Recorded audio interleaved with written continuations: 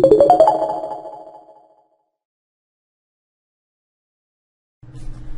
welcome to the Prime Podcast. This is our second episode. This week we'll be talking about Media Temple and their new AppSite, Apple's 7-inch iPad mini, Windows 8 and Windows Server 2012 when they'll arrive, Sony's PlayStation 3, it could cost $300, and then finally we'll talk about Windows 8, the release preview, and how we will upgrade to $40. With $40 you get the full copy of Windows 8. So let's begin by starting out with the Media Temple AppSite beta, which I've actually been using now for a few months now, and it's actually a pretty good new web hosting service. It's going to be a next generation web hosting product that Media Temple has been working on for some time now, and they're finally putting their finishing touches on the service. AppSite is currently in an invite-only beta, which means that it isn't quite ready for the masses to host their websites on. The Prime.co and ZO Studios and have hosted AppSite on there for about I've hosted those blogs in AppSite for about a month. I host all my secondary websites like Quaid.co, those kind of sites on AppSite right now because they aren't as critical. But like the Prime.co and ZO Studios and it are currently on the Grid service by Media Temple, which is another pretty good web hosting service by Media Temple. We'll be talking about that in a little bit too. But the main point of the AppSite beta in this review is to just kind of explain what AppSite is, where it fits into Media Temple's lineup, and just kind of point out some good things and bad things and what should be improved so that when AppSite launches later this year, or next year, I don't know when it's going to launch, but whenever it launches, it'll be able to be better suited for the masses and everything like that. So as far as Media Temple's hosting lineup goes, there's a Verb, Grid service, dedicated virtual, and just a plain VE server. So there's also Nitro servers too, which are kind of like just dedicated servers, but they're also virtual. I'm not really sure what those are exactly. But Verb is like basically just a plain what you see is what you get. Website creator is $10 a month, and with that money you can actually get this new editor. It's kind of like something like Squarespace. You've seen that before. You pay money and you can use a service, which is like a blogging platform, website creation platform, and you can create the website with like drag and drop things. You drag and drop widgets and things. It requires pretty much no code, which is kind of the main purpose of it. Grid service is more of an open hosting platform. You can basically host anything you want to host on it. It's plenty of storage, plenty of resources, and all that kind of stuff. There's also some one-click installers for people who want to install WordPress without having to do a whole lot. It's $20 a month, which is actually a pretty good deal for what you're getting. It's basically enhanced shared hosting. It's really, really fast. You get dedicated resources. It's pretty good. Then comes the Media Temple VE server, which is $30 a month.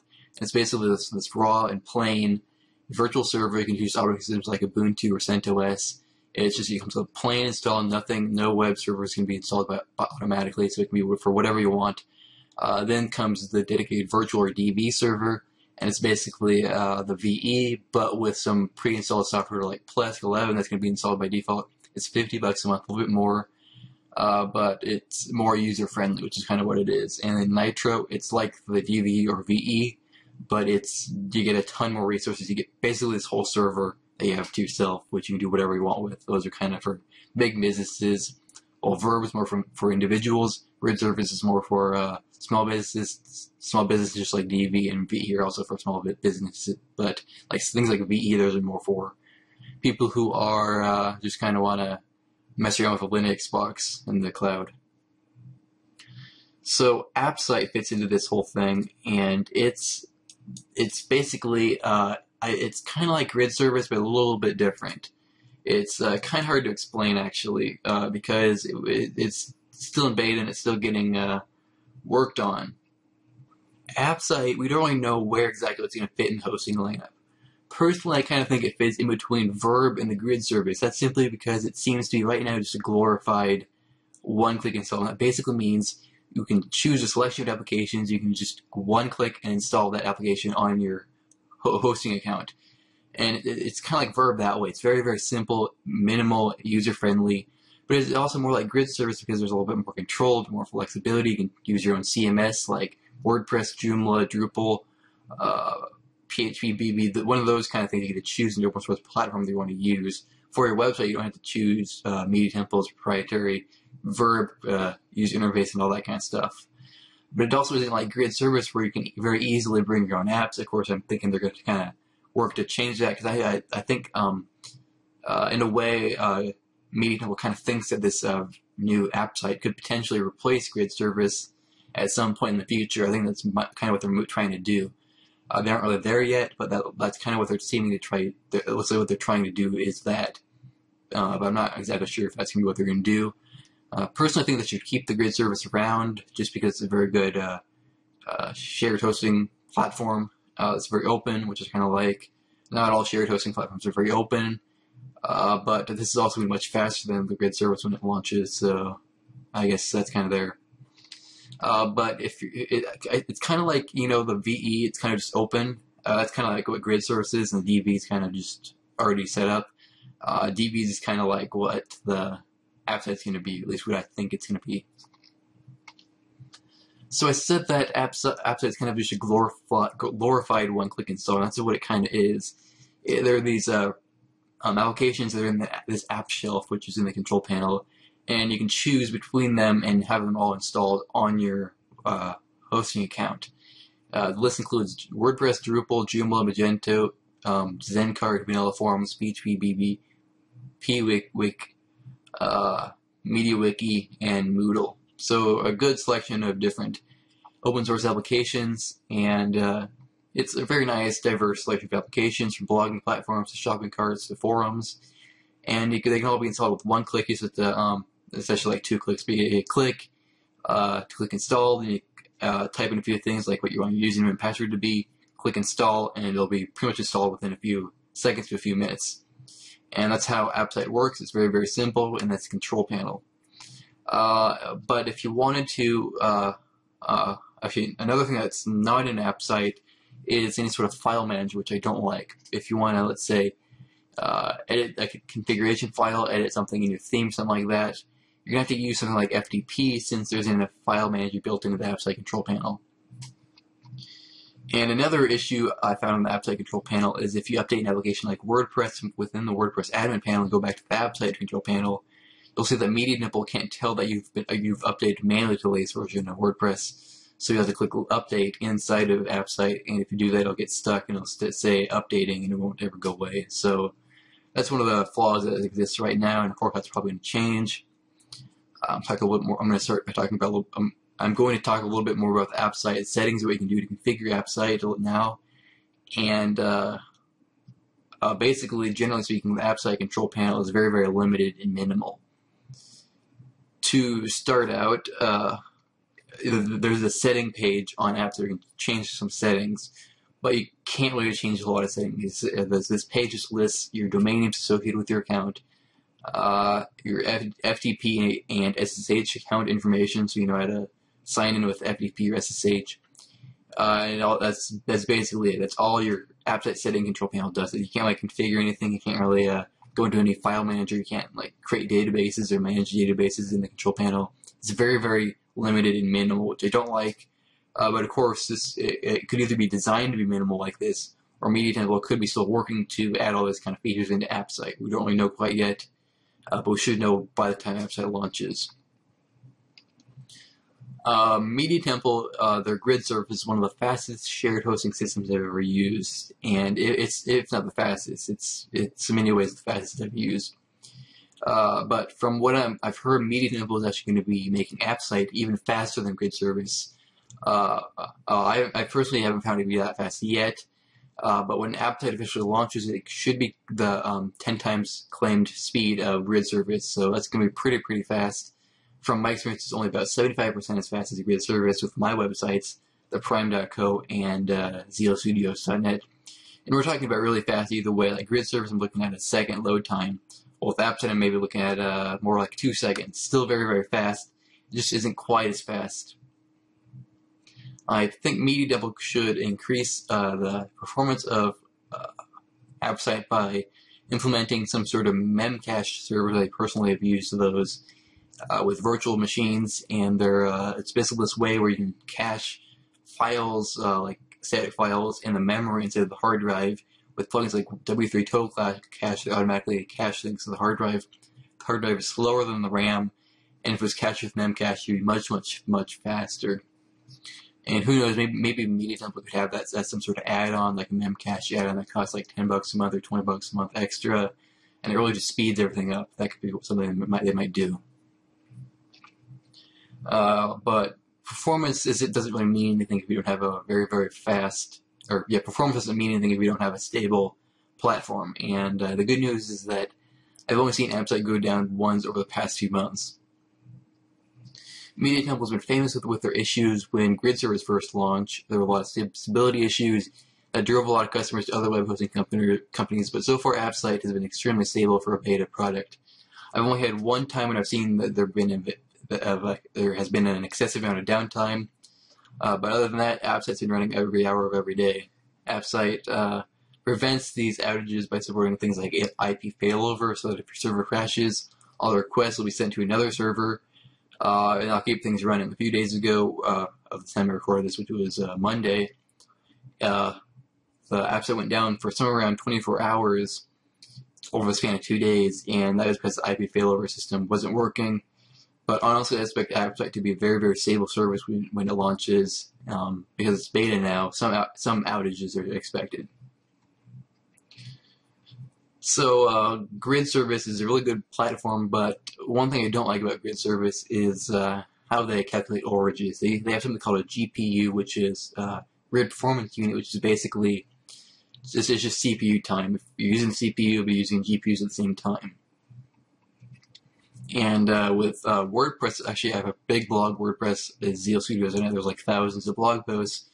That site really uses up a ton of these GPUs, even though it has a very efficient and a good theme. It's still a good amount of plugins that aren't really bad. It still uses up a ton of GPUs, and that means I can't really use grid service without getting a lot of overage fees.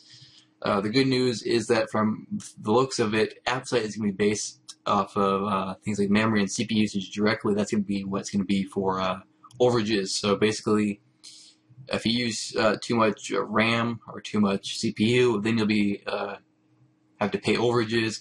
But it's not going to use this GPU, which has been something we haven't liked with the grid service. We don't really know a whole lot about the pricing or how much overages are going to be or what overages will be with AppSite. Of course, there is going to be something. It's not going to be completely unlimited like web hosts like hosts like GoDaddy. They offer unlimited everything, and as a result of that, their hosting is incredibly slow. It's like the worst you'd ever find. So AppSite's not going to be like that. There's going to be limits. Now I'm going to talk about my suggestions of how to improve AppSite. And generally speaking, I've been very impressed with AppSite, but there are still some things that there could be improved. One of those things is bring your own apps. I think Media Temple should allow you to bring your own apps, like IPboard or vBulletin.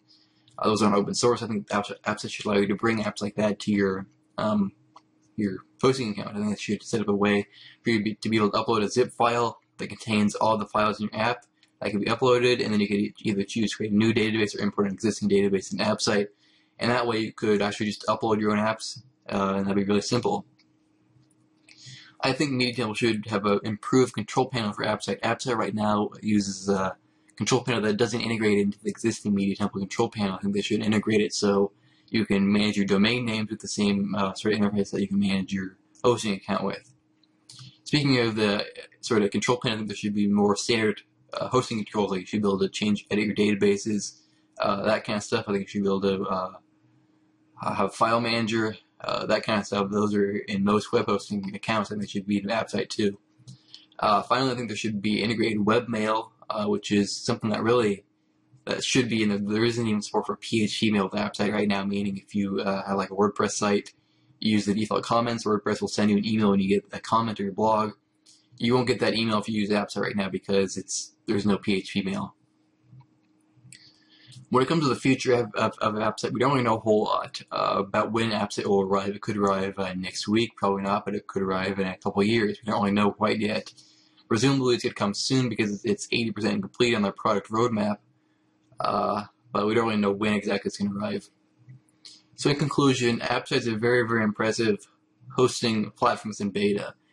And I'm actually going to give it an 8 out of 10 as a score because it's really good. And I think it's stable enough to host semi-important blogs. I might actually put ZL Studios back on this AppSite since I'm not really focusing on it anymore because I'm focusing on the Prime and then I'll host on the grid service for now because I really want it to be up 100% of the time, which isn't kind of what AppSite's going to. It isn't 100% up.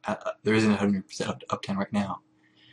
Yeah, so that's my conclusion for AppSite beta. It's a pretty good hosting service, and it's going to improve over time. It's going to be a really good product when it launches, I think.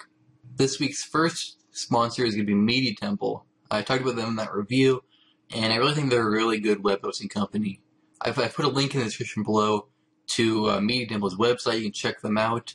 You can check out their web hosting plans like Grid Service and Verb, and even their dedicated server, virtual servers. They're both pretty good. And right now, Media Temple also has a pretty good deal going on where you can get a domain name for $4, which is a pretty good deal. Their listed domain names you can register include .com.net, .org, info, biz, me, name, .co. So, for example, you could register something like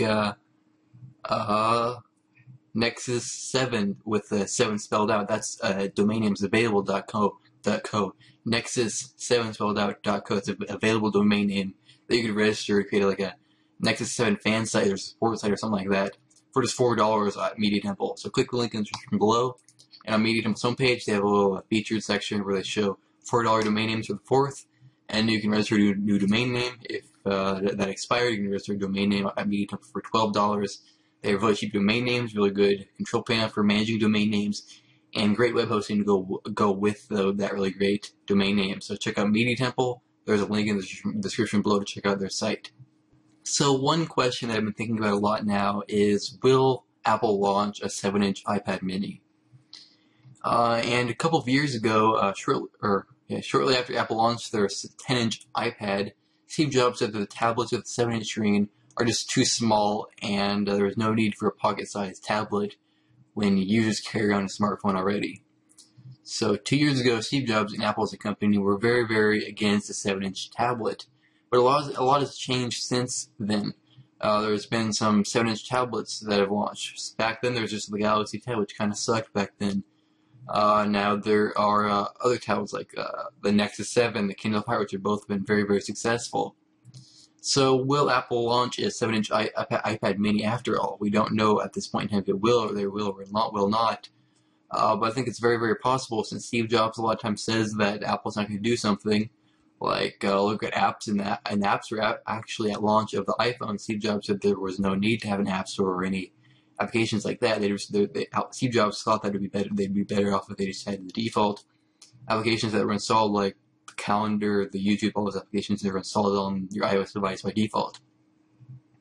Things like Angry Birds, that wouldn't even exist if the iPhone didn't have an App Store. And App Store is one of the biggest things for these platforms like iOS and Android. It's also killed platforms like many Android tablets, BlackBerry OS, and WebOS, since those don't have a whole lot of apps. So apps are very important, and 7-inch tablets might also be very, very important. So I'm going to talk about why Apple will launch an iPad mini, and then go into why they won't launch an iPad mini.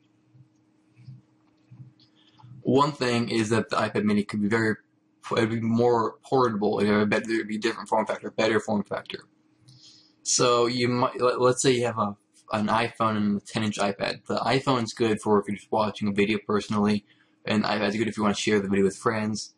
But what if you watch a lot of movies and you travel a lot? You don't really want to carry around a 10-inch iPad with you. It can't fit in your pocket. But a 7-inch one would. I personally use the Galaxy Tab 7.7. It fits really nicely into the pocket. It's a little big. But if you think about it, phones like the 5-inch Galaxy Note, it's not a lot bigger than that. And they both fit in the pocket fairly well. So really, a 7-inch tablet can fit in the pocket. That's one of the things that they could market. It's more portable. You can carry around it with you in your pocket with your phone. And that way you can have it with you, so you can watch a video on your phone, transfer it over to your tablet, and share with friends. That's kind of what it's all about. Another thing is price point.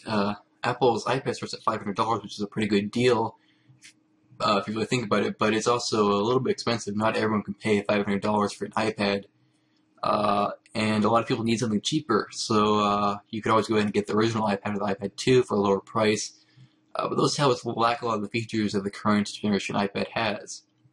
So Apple could launch a 7-inch iPad mini at a lower price point, and they could sell it at maybe, it probably would be $200, that'd be too low, but maybe $300 or $250 or $350. But that way people could buy, more people could afford it, and if people look at like the next 7 or Kindle Fire, they could be like, hey, I could just spend an extra $100 and get this iPad mini, which is Apple, which a lot of people are really interested in Apple. I think Apple's a really good company. They might just think, hey, I can just get this iPad mini instead of this Android tablet that might not work as well as I want it to be. If you take a look at Apple's current lineup of computers, you'll notice that Apple has Macs that are as small as 11 inches and as big as 27 inches. Apple has a lineup of computers that's built for anyone. Anybody can get a Mac that's really good, it's a good fit for them. Like somebody wants to travel a lot, they get an 11-inch MacBook Air. They're at home, they need a lot of power, they get a 27-inch iMac, that kind of stuff. But for this iPad to be a true, complete post-PC device that just replaces PCs, there are going to be different form factors and sizes. They can't just be the same size. Like, if Apple just made one size of the MacBook or just one size of the iMac, they probably won't be doing as well because people need different screen sizes for different things. And I think Apple could they could do something that's similar to what Samsung does, where they could sell devices from the iPhone 3.0 to the iPhone 5.0, the iPad 7.0 to the iPad 10.0. Samsung has a lineup of devices that are small, medium, and large for each product, and they could do the same thing. Apple could do the same thing with their products to create a post-PC iOS device that really can replace computers. And the final reason why Apple would launch an iPad mini is for competition. You know, Apple dominates the market by far with the 10-inch tablets. They just completely kill all the other Android tablets, all the other WebOS tablets, all the tablets other than this iPad are really not doing so well. But 7-inch Android tablets are really doing pretty well. It's because Apple doesn't have a 7-inch iPad to compete. If Apple was to launch a 7-inch iPad mini, they could compete with all these 7-inch tablets, and they really probably would win because it's Apple. You know, a lot of people really like Apple products right now. They're very popular right now. I personally kind of would prefer an Android tablet. I'd buy a Nexus 7 if it was more expensive than the iPad, and the iPad was better. I'd just buy the Nexus 7 because I like Android as a platform. But a lot of people don't really have they're unattached to Android like I am, or they don't want the more control, or they don't want the apps that Android offers, or they don't use Gmail as their email client or whatever. But a lot of people are just going to buy the 7-inch iPad because they're used to Apple, they like Apple. Now on to why Apple won't launch an iPad mini. First off, margins. Apple, they're known to sell their products at a high price, and they do it for a reason. Apple wants to profit off of the sale of their hardware, since they don't really make a lot of money from their software. That's how Apple works. Companies like Dell can sell computers for $500, and they just don't bother making a ton of money from this hardware. Apple, on the other hand, they have to make money off of this hardware, so they sell Macs for a pretty high price, they sell iPads for a pretty high price. And if they made the 7-inch iPad, they really could lose a good amount of money because they'd have to sell it around the same price of these Android tablets, or at least significantly lower than the iPad, and 2-inch different in the screen size, because the iPad is actually 9.8 inches or something like that. But 2 less inches, that's probably not going to be like cutting $200 off the price tag. It's going to be like cutting maybe $100 off the price tag. A couple inches of the screen isn't a good amount of, but it just doesn't cost a lot more to make a slightly bigger screen. And I think that could make it difficult for Apple to make money off of the iPad mini if they were going to sell it. Companies like Google, and Amazon, they aren't interested in selling hardware. They're actually making like nothing at all from these devices. They're just selling them because they want their platform, their ecosystem to be successful. They make money from apps, they make money from advertisements, they make money that way. They don't make money off of hardware. That's just how they work. And Apple, they don't work that way, and they had to change in order to really do that, compete in the 7-inch tablet market with an iPad mini. So let's say that Apple really wanted to make a 7-inch iPad and they want it to be $200, or $250, or $300. To do that, they would have to sacrifice quality. And Apple, they aren't known for making really low-quality devices. They really work hard to make their products very high quality. But if Apple was to make an iPad mini, they'd have to make things like put a cheaper camera into it, have less battery life, have a less powerful processor, worse graphics chip, things like that in order to make it really cheap. And people might go and buy this thing and might be disappointed because it doesn't do what they want it to do. This game doesn't work on it, and it works on a 10-inch iPad, so they might go ahead and sell this thing, buy an Nexus 7 or buy an iPad a full version because they want this certain thing. They want the battery life, they want the camera, they want this application to work well. And Apple just isn't the company that would sell a cheaper, lower quality product to a consumer just because they want to compete. For example, yeah, look at the MacBook. They sell it for $1,000, twice as much as like a Dell laptop. And Apple does that because they want to make money out of the hardware. They want their Macs to be very high quality. They're not going to sell a $500 computer that's going to be obsolete in a few months and it's not going to work well. The final reason why Apple wouldn't sell an iPad mini is because it's last generation iPads. So if you were, let's say you want to buy a product and you have $500 to spend. Would you buy two 7-inch iPad minis for $250 each? Or would you buy a 10-inch iPad for $500? Many people would probably go with the two 7-inch iPads. They could get one for them, they could get one with a friend, or one for a family member, and they could just do it that way, or one for home, one for work, you know? These cheaper devices, they really cannibalize the sale of these, even these like first generation or second generation iPads that are like $300 and $400 are cheaper. But the 7-inch iPad, it's going to be even cheaper than that, so people might just go ahead and get this last generation iPad just because it's cheaper, just because it looks a little better. And Apple, they have to make money off, they still do make money off these last generation products because they sell at a lower price. They still make money because they just mass produced them at launch, and that way they get rid of the surplus and make money off of it. So in conclusion, I personally think that Apple is making a 7-inch iPad. We don't know when it's going to arrive. Could be before the end of this year. It could be over the next couple of years. Publications like Bloomberg and Wall Street Journal are both reporting that Apple is currently testing and putting the finishing touches on the iPad mini, and they plan to launch it before the end of this year. We don't know that for sure, but it is getting reported that Apple is working on this 7-inch iPad, and I think it does make sense. It's kind of something that's inevitable. They just have to do that if they want to have a really good post-PC platform, which is iOS. Now on to some shorter news, and that's Windows 8. Microsoft has mentioned Windows 8 quite a few times over the past year, but Microsoft hasn't really announced anything related to the release date of either Windows 8 or Windows Server 2012, but this week Microsoft has actually announced the details. Windows 8 will RTM, or release to manufacturing, during the first week of August, and then it will arrive in stores in late October. So that's how that will work. Windows Server 2012 is the server equivalent of Windows 8, and it will arrive RTM, or release to manufacturing, in August, just like Windows 8. But it will arrive in stores just a little bit earlier in September. I personally use both. I've used Windows 8 excessively. I'm using it right now. I've used it since I've been using it pretty much all this year on my main computer. Almost a year now on my secondary computer. But I'm used to Windows 8. I've also used Server 2012 a little bit. I used it for about a month on one of my servers, or just virtual servers, and it worked pretty well. Both operating systems are really working well. They're pretty much done. Microsoft could, if they wanted to, they could send it out to OEMs right now, but they're kind of tweaking a few things right now and finishing up the operating systems. Windows 8 will arrive with 3 different versions, starting with Windows 8, which is the standard version of Windows for home users. Windows 8 Pro, which is for things like encryption for businesses and enthusiasts. And the third version is Windows RT, which is designed specifically for ARM tablets, has the Metro user interface and no Windows desktop. Server 2012 will be available in 4 versions. The first is Foundation, and they'll be the baseline basic version that's only available for OEMs. Then comes Essentials, which is designed for small businesses. It has a lot of features, but lacks things like virtualization.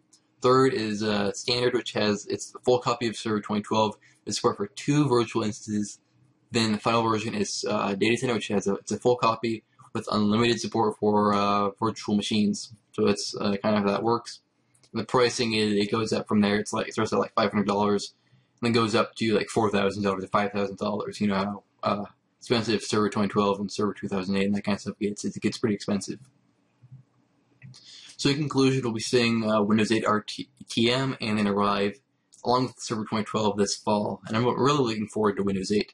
It's the first time that Microsoft has really revolutionized Windows since Windows 95, because for 17 years Microsoft is stuck to the taskbar and start button, which is really getting pretty old. And now they have a completely new interface for tablets that it is even actually integrated into the Server 2012, which is kind of interesting since a lot of times Microsoft just keeps the standard user interface for servers, like Windows Classic. That's been what servers have been using for quite a while now, with the change of the Metro user interface. A few years ago, the price of the PlayStation 3 was lowered down to just $300, and then recently $250, making it a very affordable console that anybody could pick up and get, or most people could pick up and get. Because if you don't remember, the PlayStation 3 at launch, it was pretty expensive. It was like $1,000, and it was available in very few stores. So at the start, the PlayStation 3 was very unsuccessful. Now that's cheap. Many people have it. And it's a pretty good console, and it's getting kind of old now. We're looking at the launch of the PlayStation 4 pretty soon. If you look at the PlayStation 2, it costs just $100, making it a very low-cost option for those that want a really cheap console, don't want to spend $250. It helps Sony keep the PlayStation 2 alive even after it kind of died out and the PlayStation 2 or PlayStation 3 arrived. Because even though the PlayStation 2 is a little bit old, $100, that's a pretty good deal for a console, just like any console. Sony recently sent some diagrams for the new version of the PlayStation 3, a new version of the PlayStation 3 to the FCC. The SKU is the CECH4001X, and it's supposedly the super slim version of the PlayStation 3. Sony recently launched the slim PlayStation 3 a few years ago, and it's still a little bit thicker than the slim PS2, but this new upcoming super slim PS3 could be coming in a size similar to the PlayStation 2 according to Eurogamer, which is pretty impressive. Of course, I'm assuming that Sony has that little power brick that's inside of the, or as you might know, the power brick inside of the PlayStation, it's inside of the PlayStation 3. So there's no sort of external power brick like the Xbox. There's this huge power brick they had to have. And the same with the PS2, there's this huge power brick they had to have be on your TV. But it's probably going to be the same way with this super slim PS3, which shouldn't be a big issue for many people, but some, it's kind of just nice to have a clean look where it's just walled directly to this slightly bigger PS3. So overall, this new size, that's the main thing with this new 4000 series PS3. The cell processor uses a little bit less energy, but still it uses the same radios like Bluetooth 2.0 and H11BG, old technologies.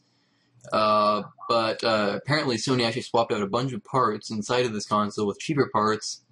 That's personally why I'm thinking this console could potentially be cheaper than a slim PS3. It could be a super slim PS3 for a much lower price.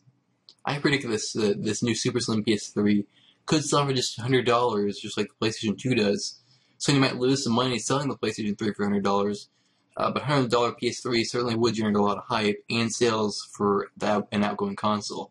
And it could end up being a good thing for the PlayStation ecosystem as a whole. You know, a lot of people really hate on the PS3 because it wasn't as successful at launch as the Xbox. But if a lot of people try out the PS3 because it's cheap, they might realize that Sony, they actually make good consoles. They might say, hey, maybe I could buy this new PS3 when it comes, or PS4 when it comes out, just because the PS3 is so good. Things like that. But Sony could make things interesting by selling an updated PS3 for $100 on a 2-year contract, where you pay a monthly fee to gain access to something called Gaikai, which is a cloud gaming platform that's only recently acquired. Microsoft is doing something very similar minus the cloud gaming platform by offering an Xbox 360 for $100 if you sign up for a 2-year contract of Xbox Live. We don't have any sort of rumor to release date for the Super Slim console, but we probably aren't going to wait long for it. Sony could even try to launch this thing before the holiday season this year, which could make the $100 PS3 a very good success. And yeah, the $100 PS3, that's just a really amazing deal. Our second sponsor is Amazon, and their PlayStation 3 kind of fits in with what I was just talking about. Right now, the PlayStation 3 is selling out for $249.96 on Amazon. And if you have Amazon Prime, you can get it in 2 days for your overnight shipping for $4. 2-day shipping is free if you have Prime. I personally have Prime, it's pretty good. And the PlayStation 3 is $250 now, but who knows, maybe in a few months we could be looking at a $100 PlayStation 3 on Amazon. So kind of just check out that link, I have it in the description below. keep on refreshing the page every few months to kind of just see if the PlayStation 3 could launch for $100. That would be a really, really great deal. Moving on to our final article, and that is Windows 8 again. We talked about it a little bit ago, now we're going back to Windows 8. And this is going to be a shorter article again. It's going to be how, it kind of relates to the editor I talked about last week, which is how Microsoft is going to be selling Windows 8 for a very low cost in order to increase sales. They're kind of adding to that. Microsoft is going to let people who purchase a new PC now upgrade to Windows 8 for $50, while people who have an existing Windows license will be able to pay $40 to get the same upgrade. The problem is that Microsoft mentioned Windows 7 users, Windows Vista users, and Windows XP users, but not people who are running the Windows 8 release preview like myself, who've been testing out Windows 8 for a while now and just kind of would like to upgrade to Windows 8, the final version, without having to do a whole lot. Like reinstall and all the applications, stuff like that, move all my files back and that kind of stuff. But the good news is today Microsoft announced that that same $40 upgrade promotion for owners of Windows 7 applies to those who are currently running the Windows 8 release preview. The only catch is that you must already have a valid license of a previous version of Windows in order to use this offer. So, for example, if you recently purchased or recently built a computer off of Newegg or something, and you decide not to get a new Windows OEM license because you just saw Windows 8 on it, that won't work because you have to have a new valid license of Windows 8 in order to upgrade to our Windows. You have to have a valid license of Windows 7 or XP or Vista in order to upgrade to Windows 8. But I don't really know. Maybe if you wanted to, you could. Maybe some people have a bunch of old licenses of Windows XP from their friends and family, or from maybe a business. Maybe a business just threw a bunch of Windows XP computers away, and they have OEM licenses on the side. Maybe you just record a bunch of those numbers and get a ton of Windows 8 licenses for $40. We don't know how that will work, but in theory that could potentially work. There are several ways you can upgrade to Windows 8. You can set up a dual boot where you have a previous version of Windows and Windows 8 on a computer, a clean installation of Windows 8 where you overwrite any existing data in a hard drive, or an upgrade where you upgrade to Windows 8 from a other operating system like Windows 7 or Windows 8, and you keep all the existing settings and files that you already have. One case where you can take advantage of this deal is if you have Windows 8 installed into Mac. Because Mac, they run Mac OS X, your Mac doesn't come with a Windows license, so you have to purchase a full copy of Windows 8 when it arrives for the full retail price. We don't know how much it'll cost, but hopefully Microsoft will keep it as low as possible like they're kind of planning to do right now. Microsoft plans to send out the complete version of Windows 8 or to manufacturers in August, and then launch Windows 8 in late October, as I mentioned in one of the previous articles. That wraps it up for this week on the Prime Podcast. We'll be back next week, next Saturday. And if you aren't really into podcasts and you want to see some gameplay, video gameplay, right now my brother Colin and I are recording some gameplay, a lot of gameplay of Minecraft, and we plan to do at least a 9-part series of we're going to be building a house in every single biome in Minecraft, and we're going to post a new episode of that every single week on this YouTube channel, the Prime.co. Subscribe for 2 videos a week. The gameplay videos are going to be uploaded every Sunday, and these podcasts every Saturday. And if you want news every day of the week, check out the Prime.co. That's our blog. It's going to be launching on August 1st. It still exists. It's still working. I have the site pretty much finished up. I'm still working on the forums, designing those. The site itself, the WordPress blog, it's pretty much complete. I publish a update on every single day of the week, and I upload these videos on weekends and post a link to them on the Prime.co, so you can check it out there. But if you want more information on any of the topics I talked about today, just click the links in the description below, including our 2 sponsors this week, Media Temple and Amazon. Media Temple has good domain names, $4. Amazon has the PlayStation 3 for $250, which is a pretty good deal. Check those links out in the description below.